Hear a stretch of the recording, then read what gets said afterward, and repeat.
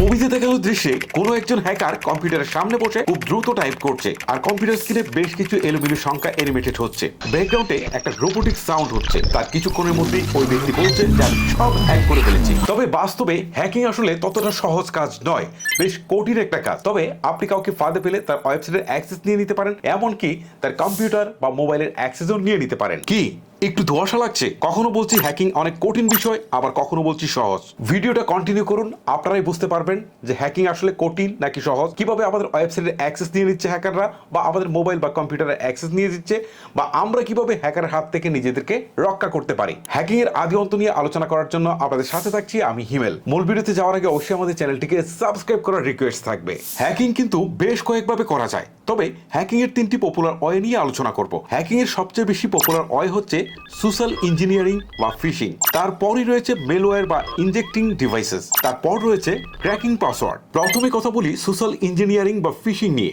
এই ধরনের হ্যাকিং এ হ্যাকার আপনাকে ফাঁদে পেলে আপনার ওয়েবসাইট, কম্পিউটার অথবা মোবাইলের অ্যাক্সেস নিতে পারে। যেমন সোশ্যাল মিডিয়াতে হ্যাকার একটা ফাঁদ পাততে পারে, আর এখানে সে হয়তো কোনো একটা লোভনীয় কিছুর একটা অফার দিবে। ধরেন এখন রয়্যাল এনফিল্ড নিয়ে মানুষের মধ্যে খুব বেশি আগ্রহ, সেই ক্ষেত্রে হ্যাকার করবে কি, এমন একটা পোস্ট করবে, সে বলবে যে এখন যদি আপনি রয়্যাল এনফিল্ড বুক করেন তাহলে 50% ছাড়ে এটা আপনি কিনতে পারবেন, এটার জন্য 1 টাকাও অগ্রিম দিতে হবে না। এটা দেখে আপনি সাথে সাথে ক্লিক করবেন এবং আপনাকে বলবে যে এখানে একটা সাইন আপ করতে। সাইন আপ করার জন্য হয়তো দুইটা অপশন দিতে পারে, একটা দিতে পারে ফেসবুক, একটা দিতে পারে হচ্ছে আপনার জিমেইল। তখন আপনি সহজে করার জন্য হয়তো আপনার ফেসবুক আইডিটা ইউজ করতে চাচ্ছেন। ক্লিক দেওয়ার পর প্রথমে আপনাকে ফেসবুকের আইডি দিতে বলবে, তার নিচে পাসওয়ার্ড দিতে বলবে। আপনি আইডি এবং পাসওয়ার্ড দিয়ে আপনি লগ ইন করে ফেলেছেন এবং আপনি সাইন আপ করে ফেলেছেন, তারা এটা নিয়ে নিয়েছে। বাট আপনি হয়তো বা জানেন না আপনি যে আইডি এবং পাসওয়ার্ডটা দিয়েছেন সেটা জাস্ট হ্যাকারের কাছে চলে গিয়েছে, কারণ এইটা অরিজিনাল ফেসবুক আইডি ছিল না, এটা ছিল একটা ফাঁদ। এইটাকে ফিশিং বলা হচ্ছে। এখন কথা হচ্ছে যে কিভাবে তারা আমার এটা নিল। তারা ঠিক ফেসবুকের মতো একটা ইন্টারফেস তারা তৈরি করলো সেম, এবং এটার ইউআরএল এ গেলে দেখবেন যে ভিন্ন কিছু লেখা আছে, বাট আমরা তো ইউআরএলটা দেখি না কখনোই, জাস্ট ইন্টারফেসটা দেখি কিন্তু আমরা ইউজার আইডি এবং পাসওয়ার্ডটা দিয়ে দিয়েছি। তার মানে এখন আমার ফেসবুকের অ্যাক্সেস চলে গেল হ্যাকারের হাতে। যদিও এই সিকিউরিটিটা স্ট্রং করার জন্য ফেসবুক 2 স্টেপ ভেরিফিকেশনটা চালু করতে সবাইকে বলছে। সো 2 স্টেপ ভেরিফিকেশন চালু করলে হয়তো বা আপনার আইডি নিয়েও হ্যাকার প্রবেশ করতে পারবে না, বাট যাদের নেই তাদের কিন্তু আইডি তাদের কন্ট্রোলে চলে যাবে। খুব সিম্পল। এখন কিন্তু এই ওয়েটা বেশি ব্যবহার করছে। আবার অনেক ক্ষেত্রে দেখা যায় যে অনেককেই বিভিন্ন মেইলের লিঙ্ক পাঠায়, আবার অনেকেই দেখা যায় যে ফেসবুকের নোটিফিকেশনটা এমনভাবে পাঠায়, এটা নিয়ে আমি একটা ভিডিও করেছিলাম, যে দেখে মনে হবে যেন ফেসবুক থেকে নোটিফিকেশনটা এসেছে, বাট না, তারা হচ্ছে ওই রকম একটা প্রোফাইলের নাম দিয়ে হচ্ছে নোটিফিকেশনটা ওইভাবে শেয়ারিং এর মাধ্যমে পাঠায়। তখন কিন্তু আমরা সেইখানে ফাঁদে পা দিয়ে তাদেরকে কিন্তু লিঙ্কে প্রবেশ করে আমাদের ফোনের অ্যাক্সেস কিন্তু আমরা দিয়ে দিচ্ছি। সো এইটা কিন্তু ইউজ করে অনেকেই অপব্যবহার করছে হ্যাকাররা। তারপরে দেখা যায় যে আইডি ফেরত দেওয়ার জন্য অনেকের কাছে টাকা চাচ্ছে। এইটা থেকে যদি আপনি নিজেকে রক্ষা করতে চান তাহলে মাস্ট বি আপনাকে যে কোনো প্রকার লিঙ্কে ক্লিক করার আগে ভালো করে দেখে শুনে তারপর হচ্ছে লিঙ্কে যেতে হবে। তারপরে কথা বলবো মেলওয়্যার বা ইনজেক্টিং ডিভাইস। এই ধরনের হ্যাকিং করতে গেলে আপনার একদম প্রো লেভেলের হ্যাকিং এর জ্ঞান থাকতে হবে। এই ধরনের হ্যাকাররা সাধারণত কোডিং এবং নেটওয়ার্কিং এ বেশ ভালো জ্ঞান রাখে। আর এই ধরনের হ্যাকিং এ হ্যাক করতে গেলে হ্যাকাররা প্রথমেই কোনো একটা ওয়েবসাইট হ্যাক করার আগে সেই ওয়েবসাইট নিয়ে বেশ কিছু সময় ধরে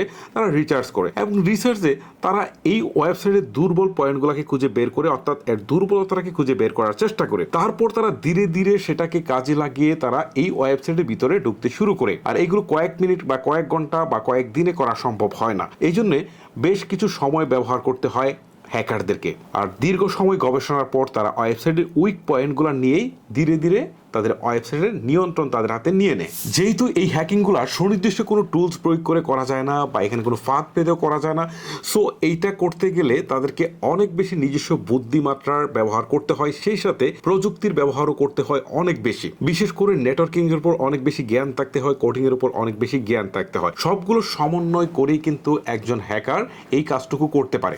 আর এই ধরনের হ্যাকিং আপনি চাইলেই একদিন বা 2 দিনে কোনো একটা ভিডিও দেখে বা টিউটোরিয়াল দেখে আপনি করে ফেলতে পারবেন। পারবেন না। এইটার জন্য আপনাকে নেটওয়ার্কিং বা কোডিং এর উপর একটা বিশাল দখল থাকতে হবে এবং নিজস্ব বুদ্ধিমত্তা দিয়ে কিন্তু আপনাকে এই বিষয়গুলোকে সলভ করতে হয়।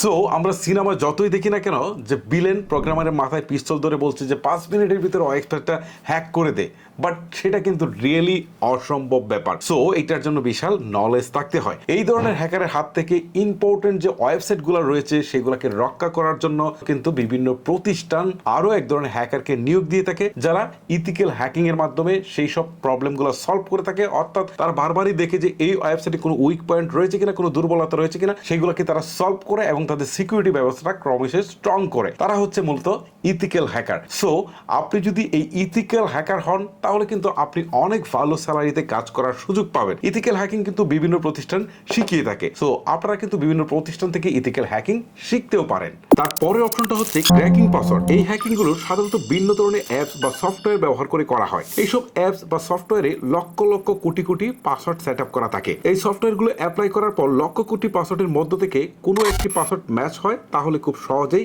ইউজার এই পাসওয়ার্ড হ্যাকিং করতে পারে। সাধারণত সহজ সরল পাসওয়ার্ড থাকলে এই ধরনের সফটওয়্যার বা অ্যাপস দিয়ে খুব সহজে বের করা যায়। যেমন অনেকে আছে তারা হচ্ছে 7, 8, 9 বা 3, 2, 1 এই ধরনের পাসওয়ার্ড দিয়ে থাকে। আবার অনেকেই তার নিজের নামের শেষে 1, 2, 3 যোগ করে দেয়, আবার অনেকেই ফোন নাম্বার অ্যাড করে দিয়ে থাকে। সো এইগুলা হচ্ছে খুবই সহজ সরল পাসওয়ার্ড, আর এইগুলা বেসিক্যালি অ্যাপস বা সফটওয়্যার কিন্তু ম্যাচ করে বের করে ফেলতে পারে। যদিও বর্তমানে এটা অনেকটাই অসম্ভব একটা ব্যাপার হয়ে দাঁড়িয়েছে, কারণ এখন প্রত্যেকটা জায়গায় সিকিউরিটি ব্যবস্থা কিন্তু অনেক স্ট্রং হচ্ছে। এখন যখন আমরা কোনো ওয়েবসাইটে যখন আমরা পাসওয়ার্ড দিতে যাই তখন বারবারই আমাদেরকে নির্দেশনা দেয় যে স্ট্রং পাসওয়ার্ড দেওয়ার জন্য। এইরকম ইজি পাসওয়ার্ড না দেওয়ার জন্য তারা হচ্ছে ইনস্ট্রাকশন দেয় এবং অনেক ক্ষেত্রে দেখা যায় যে ইজি পাসওয়ার্ড নিচ্ছেই না। সো স্ট্রং পাসওয়ার্ড দিলে কিন্তু এই ধরনের অ্যাপস বা সফটওয়্যার কিন্তু খুব সহজে বের করতে পারে না। এই জন্য আপনারা চেষ্টা করবেন স্ট্রং পাসওয়ার্ড দেওয়ার জন্য। স্ট্রং পাসওয়ার্ড হচ্ছে কিছু স্মল লেটার, কিছু ক্যাপিটাল লেটার, কিছু বিভিন্ন সংখ্যা, বিভিন্ন সাংস্কৃতিক চিহ্ন, অনেক কিছু দিয়ে আপনি একটা পাসওয়ার্ড দিবেন এবং সেই পাসওয়ার্ডটা যেন 8 ডিজিটের কম না হয়, 8 ডিজিটের বেশি হয়, তাহলে একটা পাসওয়ার্ড স্ট্রং হয়। আর এই পাসওয়ার্ড স্ট্রং হলে কিন্তু এই ধরনের সফটওয়্যার বা অ্যাপস খুব সহজে কিন্তু বের করতে পারে না। সো গাইস, আজকে হ্যাকিং নিয়ে এইটুকুই আলোচনা করার ছিল। হ্যাকিং সম্পর্কে আপনারা যদি আরো বিস্তারিত জানতে চান তাহলে আমাকে কমেন্ট করে জানাবেন। আমি পরের ভিডিওতে আরো ইন ডিটেলসে কথা বলবো হ্যাকিং নিয়ে। আজকের মতো আমি হিমেল বিদায় নিচ্ছি। দেখা হচ্ছে আপনাদের সাথে আরো নতুন কোনো ভিডিওতে। আল্লাহ হাফেজ।